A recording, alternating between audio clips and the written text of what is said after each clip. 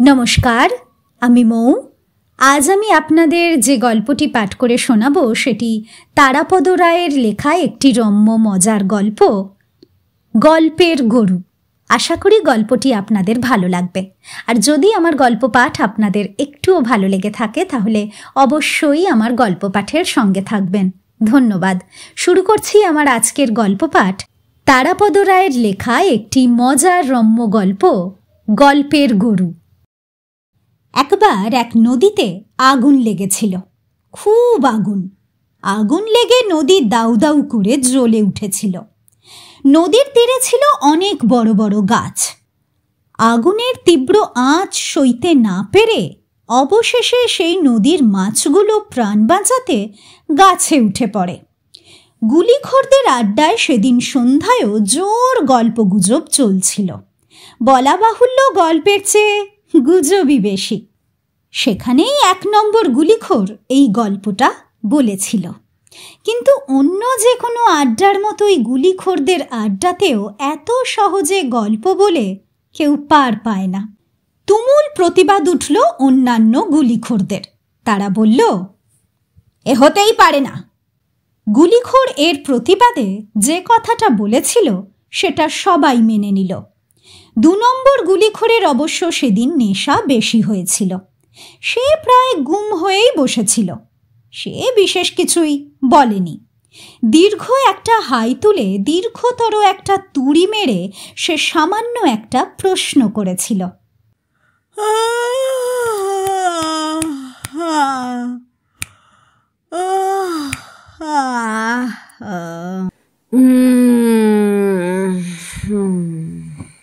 মাছ কি গরু যে গাছে উঠবে? এসব অনেক দিন আগেকার কথা। সেই থেকে এবং তারও বহু আগে থেকে গল্পের গরুরা গাছে উঠছে। অবশ্য তারও আগে নদীতে আগুন লাগছে। রামায়ণ মহাভারত থেকে শুরু করে মঙ্গলকাব্য, বঙ্কিমচন্দ্রের কমলাকান্তের দপ্তর আর ঠাকুমার ঝুলির ভিতর দিয়ে সে গরু প্রবেশ করেছে ত্রৈলোক্যনাথের কঙ্কাবতীর গল্পে, পরশুরামের বিরিঞ্চি বাবায়। আদি ও অকৃত্রিম শিবরাম চক্রবর্তী গল্পের গরুকে বরাবরই গাছে উঠিয়েছেন এবং নামিয়েছেন। গল্পের গরুর কাহিনীটা প্রথম গোপাল ভাঁড়ের বইতেই দেখেছিলাম। তারপর এর নানা রকম পাঠান্তর দেখেছি। গোপাল ভাঁড়ের সহজলভ্য বইগুলোতে এখনও এ জাতীয় গল্পের ছড়াছড়ি। 2-1টি রীতিমতো ক্লাসিক। তার মধ্যে অন্তত একটি গল্প আপাতত স্মরণ করা যাক। গোপাল ভাঁড়ের বাজার চালু বইগুলি, যেগুলি কালীঘাট মন্দিরের চাতালে বা রেলগাড়ির কামরায় সদা সর্বদাই পাওয়া যায়, তার প্রায় প্রত্যেকটিতেই এই গল্প রয়েছে। নদীয়াধিপতি রাজাধিরাজ কৃষ্ণচন্দ্রের দরবারে গোপাল ভাঁড় ছাড়াও আরও একাধিক উল্টোপাল্টা কথার লোক ছিলেন। তার মধ্যে একজন ছিলেন কৃষ্ণচন্দ্রের ঘনিষ্ঠ আত্মীয়। তিনি রাজদরবারে বসে যা নয় তাই বাজে কথা বলে যেতেন। রাজার আত্মীয় বলে কেউই কোনো প্রতিবাদ করতে সাহস পেত না, এমনকি গোপাল ভাঁড়ও পর্যন্ত নয়। কিন্তু একদিন একটু বাড়াবাড়ি করে ফেললেন ভদ্রলোক। তিনি সেদিন গোপাল ভাঁড়কে বললেন, জানো গোপাল, আমার মামার বাড়িতে একখানা পেল্লায় লোহার কড়াই ছিল। সে বলতে গেলে একটা পুকুরের মতো, পুকুর নয়, প্রায় দিঘিরই মতো। রান্নাঘরে সে কড়াই রাখা যেত না। আমার মামারা সেটাকে নদীর ধারে বালির চরে রেখে দিত। বর্ষাকালে সে কড়াইতে এত বৃষ্টির জল জমত যে লোকেরা নদীতে আর স্নান করতে যেত না। সেই কড়াইতেই তারা স্নান করত, সাঁতার কাটত। হ্যাঁ। গোপাল ভাঁড় সেদিন আর ধৈর্য রক্ষা করতে পারলেন না। তিনি বললেন, এবার আমার মামার বাড়ির গল্পটা বলি। হ্যাঁ। প্রতিপক্ষের দিকে কঠোর নেত্রপাত করে গোপাল ভাঁড় শুরু করলেন। আমার বড় মামা মাছ ধরতে খুব ভালোবাসতেন। তিনি ছিপে যেমন মাছ ধরতেন, তেমনি লোকজন জোগাড় করে জাল দিয়েও মাছ ধরতেন। একবার তার জালে একটা মহারুই ধরা পড়ল। সে মাছটার ওজন 100 মণ। হ্যাঁ, লম্বায় 30 হাত, পাশে 10 হাত। তিনি সেই রুই মাছ টুকরো করে কেটে ভেজে সব আত্মীয় স্বজনের বাড়িতে পাঠিয়েছিলেন।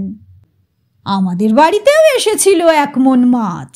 হ্যাঁ, কি অপূর্ব স্বাদ ছিল সেই মাছে। আহা, এখনো যেন জিভে লেগে আছে। পরপর এমন দুটো গাঁজাখুরি গল্প শুনে রাজসভার অন্য পরিষদেরা স্তম্ভিত। কিন্তু রাজার আত্মীয় যিনি তার মামার বাড়ির কড়াইয়ের কথা বলেছিলেন, তিনি তীব্র আপত্তি তুললেন। তার আপত্তি 2 দফা। 1, কোনো মাছ অত বড় হতে পারে না। 2, অত বড় মাছ ভাজা হলো কি করে? হ্যাঁ, 100 মণ মাছ ভাজতে কত বড় কড়াই লাগে তা কি গোপাল জানে? প্রথম আপত্তির কোনো জবাব দিলেন না গোপাল, কিন্তু দ্বিতীয় আপত্তির মুখে ঝাঁপিয়ে পড়লেন। বললেন, অবশ্যই জানি, শুধু আমি নয়, আমার মামারাও জানতো। সেই জন্যেই আমার বড় মামা সেবার আপনার মামার বাড়ি থেকে সেই কড়াইখানা নিয়ে এসেছিল এবং সেই কড়াইতেই মাছটা ভাজা হয়েছিল। তারপর একটু থেমে গোপাল বললেন, আপনার মামার বাড়িতে সেবার আমার বড় মামা 2.5 মণ মাছ পাঠিয়েছিলেন।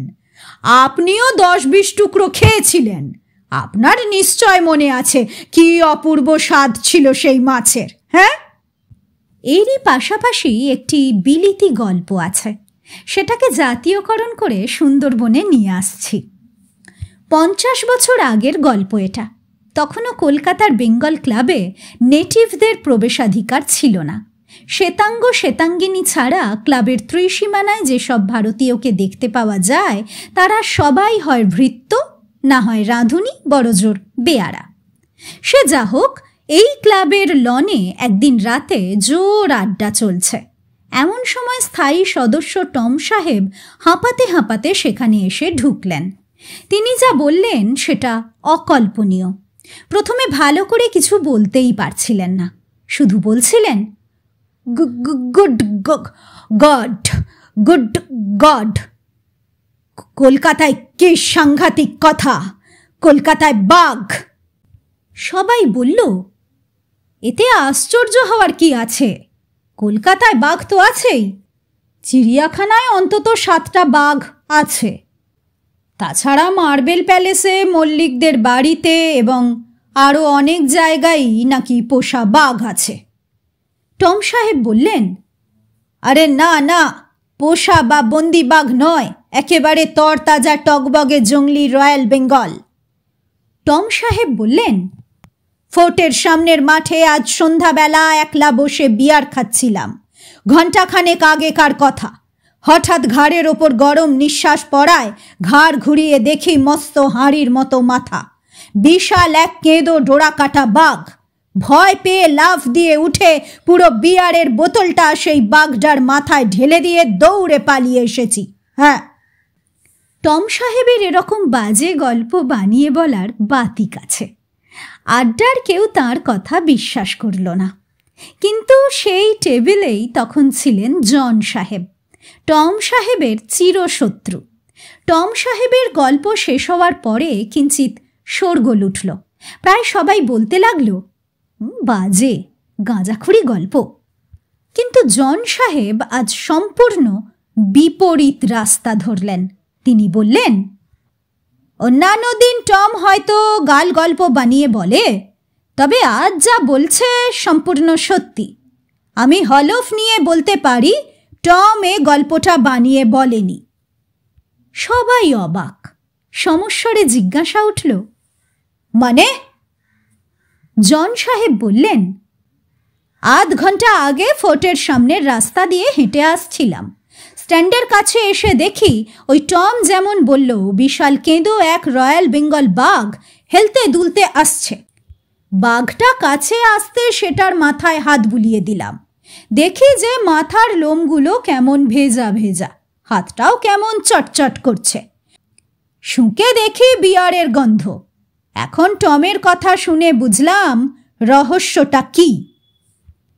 টম সাহেব আর জন সাহেবের গল্প পড়ে যাদের বাড়াবাড়ি মনে হচ্ছে তাদের জন্য আরও একটা গল্প আছে।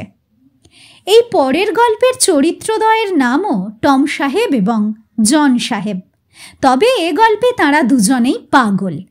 টম সাহেব আর জন সাহেব যুগ্ম উন্মাদ, দুজনে একই পাগলাগারদের আবাসিক। দুজনে একযোগে বুদ্ধি করে একদিন সকালবেলায় প্রহরীর চোখে ফাঁকি দিয়ে উন্মাদ আশ্রমের দেওয়াল টপকিয়ে পালিয়েছেন।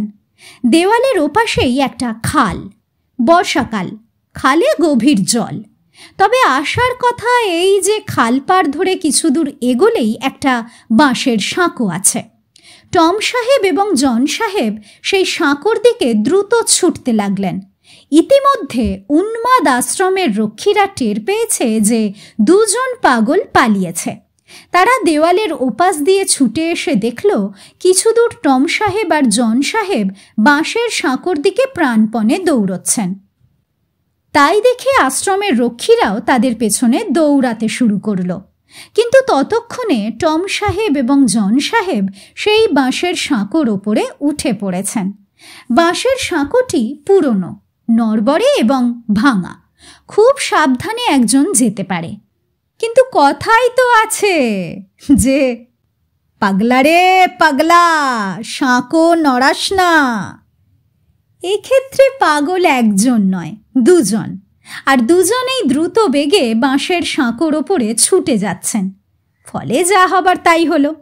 টম সাহেব এবং জন সাহেব উভয়েই নড়বড়ে সাঁকো ভেঙে খালের সুগভীর জলের মধ্যে পড়ে গেলেন। রক্ষীরা তখন বাঁশের সাঁকোর কাছে খালধারে এসে গেছে। তারা দুই পলাতক রোগীর এই পরিণতি দেখে হায় হায় করে উঠল। নিমজ্জিত ব্যক্তিদের জল থেকে উদ্ধার করার মতো সাঁতারে পটু তারা কেউই নয়। তাছাড়া মধ্যবর্ষার খালের জল শুধু গভীরই নয়, খরস্রোতাও বটে। তবে সুখের কথা এই যে রক্ষীরা দেখতে পেল টম সাহেব বেশ ভালো সাঁতার জানেন। তিনি তরতর করে সাঁতরিয়ে পাড়ে এসে রক্ষীদের পাশে উঠলেন। ইচ্ছে করলে তিনি ওপারে উঠে পালিয়ে যেতে পারতেন। সাঁকো ভেঙে গেছে, রক্ষীদের পক্ষে আর তাকে অনুসরণ করা সম্ভব হতো না। কিন্তু টম সাহেব পালানোর চেষ্টা না করে রক্ষীদের কাছেই ফিরে এলেন। এবং শুধু তাই নয়, যখন দেখলেন জন সাহেব জল থেকে উঠে আসতে পারেননি, মধ্যখালে হাবুডুবু খাচ্ছেন, সঙ্গে সঙ্গে আবার জলে ঝাঁপিয়ে পড়লেন এবং জীবন বিপন্ন করে জন সাহেবকে সাক্ষাৎ মৃত্যুর কবল থেকে উদ্ধার করে আনলেন। রক্ষীরা নিশ্চিন্ত মনে টম সাহেব আর জন সাহেবকে নিয়ে হাসপাতালে ফিরে এলো। হাসপাতালের সুপারিনটেন্ডেন্ট সাহেব যখন টম সাহেবের অতুল কীর্তির কথা শুনলেন, তিনি ধরে নিলেন যে টম সাহেব তাহলে মোটামুটি সুস্থই হয়ে গেছেন। অনেক কিছু বিবেচনা করে সুপারিনটেন্ডেন্ট সাহেব ভাবলেন আজ বিকেলেই টম সাহেবকে একটা বিদায় সংবর্ধনা দিয়ে ছেড়ে দেব। উনি তো ভালোই হয়ে গেছেন। তিনি আরও ঠিক করলেন সেই সভায় জন সাহেবকেও বলা হবে যে তাকে শিগগিরই ছেড়ে দেওয়া হবে। সেদিন বিকেলে যথারীতি সংবর্ধনা ও বিদায় সভার আয়োজন করা হলো। হাসপাতালের ডাক্তার, রক্ষী, কর্মী এবং রোগীরা সবাই উপস্থিত। টম সাহেব গলায় মালা পরে মঞ্চে বসে আছেন, কিন্তু আশেপাশে কোথাও জন সাহেবকে দেখা যাচ্ছে না। কর্তৃপক্ষের একজন ব্যাপারটা খেয়াল করলেন। আজকের সংবর্ধনার নায়ক টম সাহেব বটে, কিন্তু এ ব্যাপারে জন সাহেবের ভূমিকাও তো কম নয়। তাকে ছাড়াও অনুষ্ঠান হয় কি করে? তখন খোঁজ পড়ল জন সাহেবের। তাই দেখে টম সাহেব বললেন, কি হলো? আপনারা জন সাহেবকে খুঁজছেন? আমি তো তাকে 3 তলার চিলেকোঠার ছাদে রোদ্দুরে শুকোতে দিয়েছি। এই বলে টম সাহেব সবাইকে সঙ্গে নিয়ে হাসপাতালের 3 তলার ছাদে উঠলেন। সেখানে দেখা গেল চিলেকোঠার সিলিংয়ের সঙ্গে গলায় দড়ি দিয়ে জন সাহেবকে ঝোলানো হয়েছে। তবে দড়ির গিঁটটা তেমন শক্ত নয়। জন সাহেবকে তাড়াতাড়ি দড়ি খুলে নামিয়ে দেখা গেল এখনও ধরে কিঞ্চিত প্রাণ আছে। তবে দড়ির টানে থুতনিটা ছড়ে গেছে। জলের ছিটে দিয়ে অনেক সেবা যত্ন করে কিছুক্ষণের মধ্যে জন সাহেবের সংজ্ঞা ফিরে এলো। তখন জন সাহেব কোনো রকমে চিঁচি করে জানালেন, আমি তো জলে ডুবে একদম চুপসে গিয়েছিলাম। ছাদের এদিকটায় পশ্চিমের রোদটা আসে, তাই টম আমাকে এখানে রোদে শুকোনোর জন্যে টাঙিয়ে দিয়েছিল।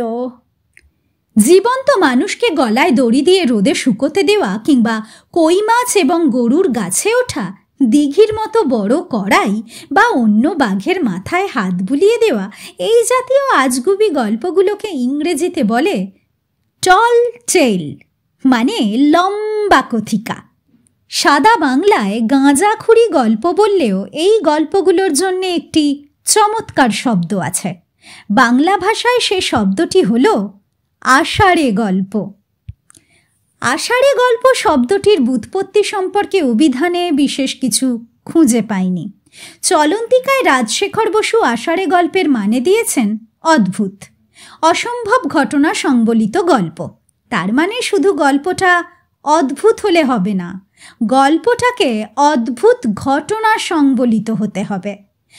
সংসদ বাংলা অভিধান অবশ্য অনেক স্পষ্ট। সেখানে বলছে আষাঢ়ে মানে অদ্ভুত, মিথ্যা, অলিক। সংস্কৃত আষাঢ় শব্দের সঙ্গে বাংলা ইয়া প্রত্যয় যোগে আষাঢ়িয়া এবং তারপরে আষাঢ়িয়া থেকে আষাঢ়ে। অভিধানেই যখন হাত দিলাম, একটু সুবলচন্দ্র মিত্রকেও ছুঁয়ে রাখি। বাংলা ভাষার অভিধানে সুবল মিত্র বলেছেন, আষাঢ়ে গল্পের মানে হল অদ্ভুত গল্প, কাল্পনিক কাহিনী, অবিশ্বাস্য কাহিনী। গল্পের আগে আষাঢ়ে বিশেষণটি কেন তা কিন্তু জানা যাচ্ছে না, তবে আমরা অনুমান করতে পারি। আষাঢ় মাস, সারা দিনরাত প্রবল বৃষ্টি হচ্ছে ঝমঝম করে, ঘর থেকে বাইরে বেরোনোর উপায় নেই। অন্ধকার সন্ধ্যাবেলা, স্তিমিত কেরোসিন লণ্ঠন বা রেড়ির তেলের বাতিকে ঘিরে কয়েকজন কর্মহীন অলস লোক বসে আছে। তাদেরই ভিতরে কেউ কল্পনার অশ্বের লাগাম ছেড়ে দিয়েছে। সেই অশ্বক্ষুরের তাড়নায় আষাঢ়ে গল্পের গরু উঠছে গাছে, বাঘের মাথায় বিয়ার ঢালছে মানুষ। আর শুধু গল্পের গরু কেন, পদ্যের গরুও গাছে ওঠে। সুকুমার রায়, এডওয়ার্ড লিয়ার কিংবা লুইস ক্যারল অবশ্যই শিরোধার্য, কিন্তু স্বয়ং রবীন্দ্রনাথও গল্পের গরুকে গাছে তোলার বদলে পদ্যের রাজাকে দাঁড়ে তুলিয়েছিলেন। স্মরণ করা যেতে পারে সোনার তরীর হিংটিং ছট কবিতা। শিয়রে বসিয়া যেন তিনটি বাঁদরে, উকুন বাছিতেছিল পরম আদরে। একটু নড়িতে গেলে গালে মারে চর, চোখ মুখে লাগে তার নখের আঁচর। সহসা মিলালো তারা, এলো এক বেদে, পাখি উড়ে গেছে বলে মরে কেঁদে কেঁদে। সম্মুখে রাজারে দেখি তুলি নিল ঘাড়ে, ঝুলায়ে বসায়ে দিল উচ্চ এক দাঁড়ে। নিচেতে দাঁড়ায়ে এক বুড়ি থুরথুরি, হাসিয়া পায়ের তলে দেয় সুরসুরি। পুনশ্চ গল্পের গরু নামক আষাঢ়ে নিবন্ধটি রবীন্দ্রনাথকে উদ্ধৃত করে শেষ করা সমীচীন হবে না, সুতরাং আরেকটি তরল কাহিনী যোগ করছি। অতি সংক্ষিপ্ত সেই কাহিনী, এবং প্রকৃতই সেটা একটা আষাঢ়ে গল্প।